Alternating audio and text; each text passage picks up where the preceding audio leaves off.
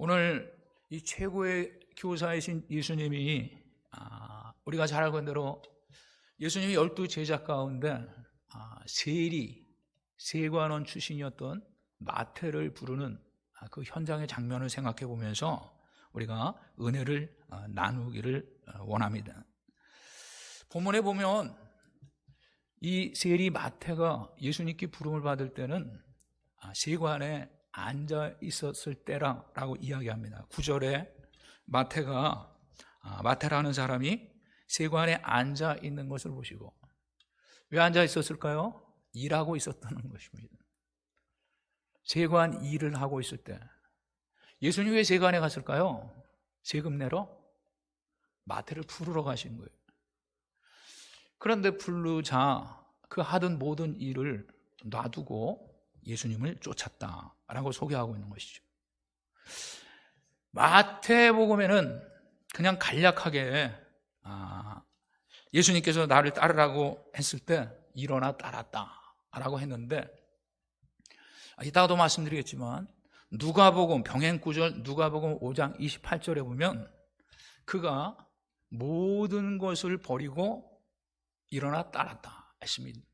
모든 것을 버리고. 여러분, 이 누가가 표현한 모든 것을 버리고, 이 의미 여러분 아십니까? 그래서 어떤 주경학자는 예수님의 12제자 가운데 제일 많이 포기하고 제일 큰 결단을 한 사람은 마태다. 여러분, 수제자 베드로, 그 다음 제자 요한인 것 같지만 마태다라고 이야기합니다. 그들은 어부였습니다. 열심당도 있었고, 열심당 직업은 아니죠. 근데 여러분, 이 어부라는 직업은 제자 사임하고 제자 그만두겠다고 하고 돌아가면 다시 어부로 돌아갈 수 있었습니다. 그런데 마태는 다시 세관으로 못 돌아갑니다. 무슨 말인지 알겠습니까? 모든 것을 잃은 그 상태인 것이죠. 놀라운 것은 9절에 이렇게 표현되고 10절부터 이 세리 마태가 자기 집에서 예수님을 대접할 때 많은 세리와 죄인들이 와서 예수와 그의 제자들과 함께 그 식사를 했다 그랬습니다. 마태는 이렇게 간략하게 왜 이렇게 간략하게 표현했을까? 이따 나옵니다. 마태는요 평생 겸손했어요.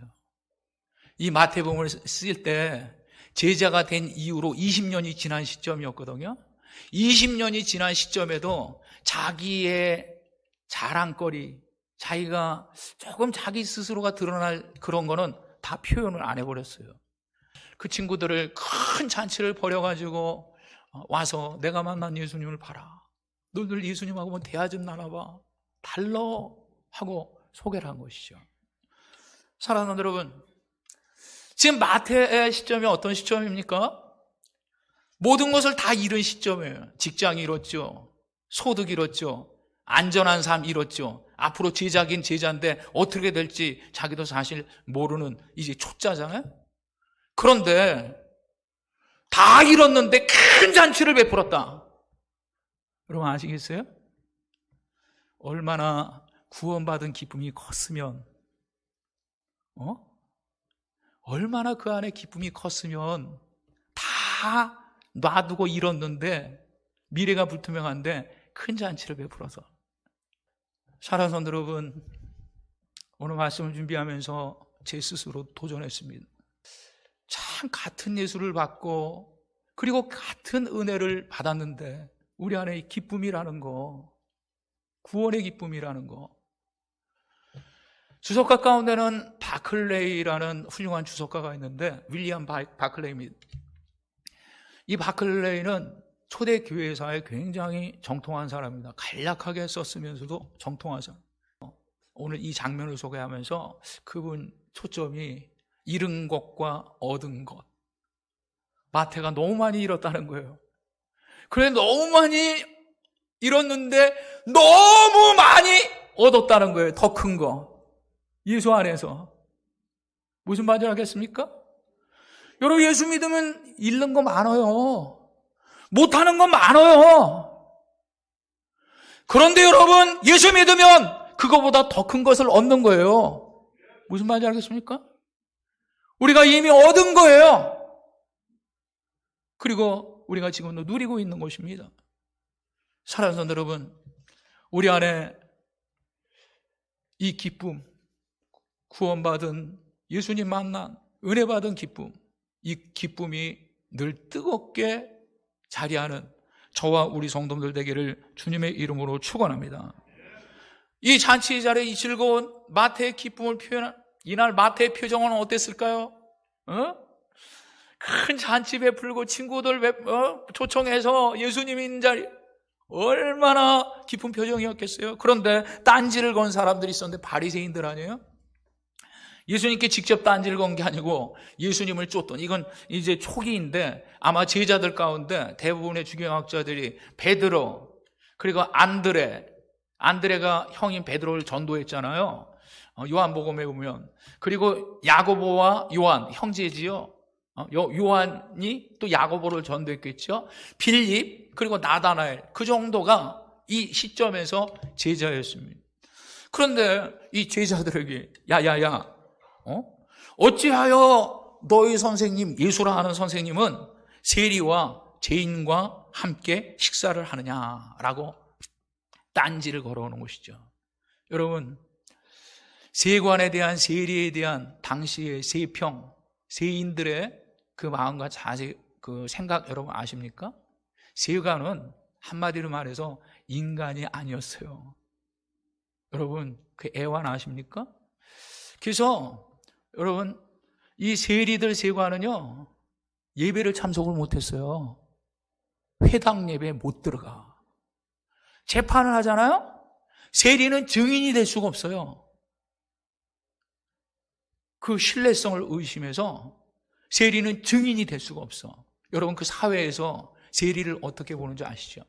그래서 성경에서도 당시에 그 사회 풍토가 그러니까 세리하면 세리만 나오는 게 아니고 세리와 죄인, 창기와 세리, 딱 두 개가 같이 나와요. 창기와 세리, 그 정도. 세리와 죄인.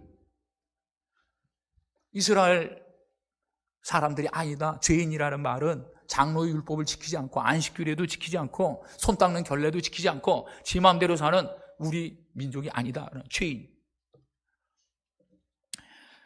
나라를 팔아먹는 매국노요, 이 정도로 비난받는 부류, 배척받는 부류가 세리였습니다. 사랑하는 성도 여러분, 그런데 놀라운 것이 이 정도 수준의 사람인 세리 마태를 찾아가셔서 제자의 12사도에 편입을 시켰다는 거, 포함시켰다는 거예요. 제가 생각한 것이 이 부분이었습니다. 나머지 사도들이 어떻게 생각했을까? 베드로, 야고보, 요한, 안드레, 빌립, 바돌로메. 이 세리, 예수님 이거 뭐 하는 거야? 이 세리! 다 유대인이잖아요. 그들은 어부였지만 말씀을 사모하고 은혜를 사모한 사람이 있어요. 요한이나 안드레 같은 사람은 이미 세리 요한의 제자였잖아요. 나다나엘은 얼마나 경건한 사람의 무화과 나무 밑에서 기도하면서, 그렇죠?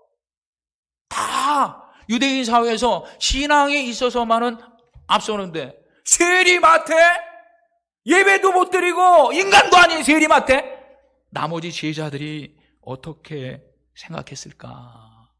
이게 내 마음속에 한번 고려해 본 것이에요. 말은 안 했지만 저 마태 들어오면 우리 이 집단을 뭐라고 그러겠어? 예수님 그것도 몰라. 우리 이 집단이 무슨 집단 되는 거야? 이렇게 나오고.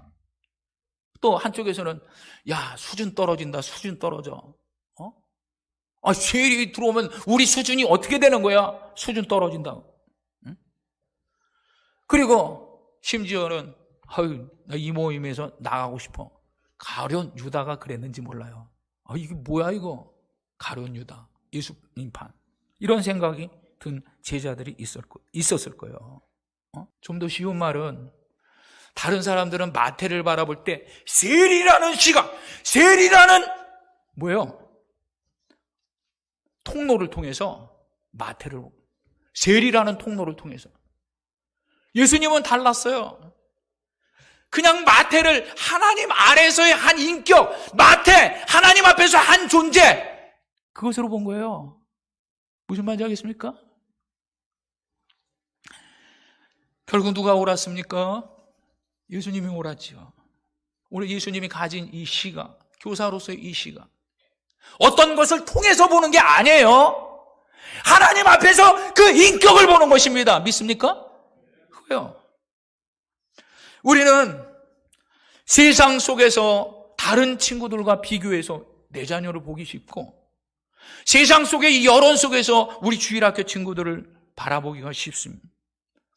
우리가 아이들을 달아보고 아이들을 생각하는 건 늘 통하여 보는 게 있어요. 통하여. 그렇지 않습니까?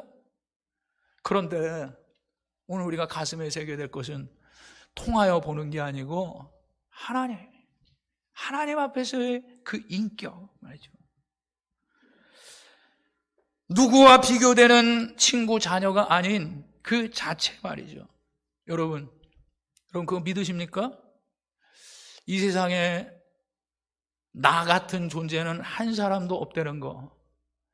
그만큼 하나님은 나 한 사람을 최고의 인격으로 대우하신다는 거. 나를 이끄실 때도 왜 맞춤형으로 인도하십니까? 여러분 그거 아세요? 여러분 다 하나님께서 여러분 필요 적절하게 여러분에게 꼭 합당하게 그렇게 인도하시는 거예요. 날 최고로 생각하시기 때문에. 여러분 그거 아십니까? 그리고 하나님이 우리를 그렇게 생각하기 때문에 앞으로 우리 자녀들도 그렇고 우리도 얼마든지 우리의 잠재력 안에 나 같은 재능을 가진 사람도 없고 나 같은 인품을 가진 사람도 없고 나 같은 삶의 질을 가진 사람도 없고 나만으로 우리가 하나님 앞에 특별하게 최고로 사용되질 잠재력이 우리 안에 있게 되는 것이죠. 사랑하는 성도 여러분, 예수님의 선택이 옳았다 그랬는데 마태 어떻게 됐을까요? 마태는 제자들 가운데 최고의 부자격자입니다. 그런데 제가 생각해 볼 때 마태는 베드로는 수제자지만 마태는 마태대로 최고의 사도였다는 것을 저는 믿습니다. 왜 그렇습니까? 신약에 제일 처음에 성경을 쓴 사람 마태입니다. 이 최고의 부자격자가 여러분 아세요? 그리고 마태의 성경은 누구도 따라가지 못합니다. 그가 제일 배움이 많았어요. 본래 세리 역할을 하려면 이 가버나움 세관 같은 데는 저 아프리카에서 물건 가지고 여러 가지 아프리카 상하 또 아프리카 여러 가지 물건 가지고 저 그리스 유럽으로 가서 팔아야 되는데 통로가 가버나움이거든요. 또 동해에서 온 여러 가지 물건 가지고 온 사람들이 지중해 가서 배 타고 또 팔아야 되거든요. 상하 얼마네? 아프리카에 뭐 짐승 가죽 얼마네? 이게요. 이런 마태가 이런 역할을 하는데 거기에 필요한 것이 지적인 수준이었죠. 그래서 자기의 모국어인 아람어, 히브리어와 비슷한, 당시엔 이스라엘 사람은 다 아람어로 사용했습니다. 아람어와 헬라어에 가장 정통한 사람이 마태였어요. 그리고 세리 역할을 하니까 그가 기록과 보관과 여러 가지 자료들을 끊임없이 봐야 되잖아요. 머리가 치밀해요. 여러분 그래서 마태복음은 굉장히 주도 면밀함과 그리고 그의 직업성이 많이 나오는 성경입니다. 여러분들이 산상수훈이라는 예수님의 주옥 같은 그 말씀을 마태가 없었으면 절대로 몰랐어요. 여러분 산상수훈이 뭔 줄 아십니까? 마태복음 5장부터 7장까지 대단해요. 마태가 이렇게 했어요. 예수님의 비유 7가지를 한꺼번에 다 모아서 마태복음 13장에 여러분 비유장 여러분 아시죠? 조직적인 머리와 주도 면밀한 그러한 의식이 없으면 그게 안 되는 것이죠. 무슨 말이에요? 우리 예수님이 우리 하나님이 마태를 그렇게 한 인격으로 최고로 사용하셨다는 거예요. 이후에 마태의 행적도 마찬가지예요.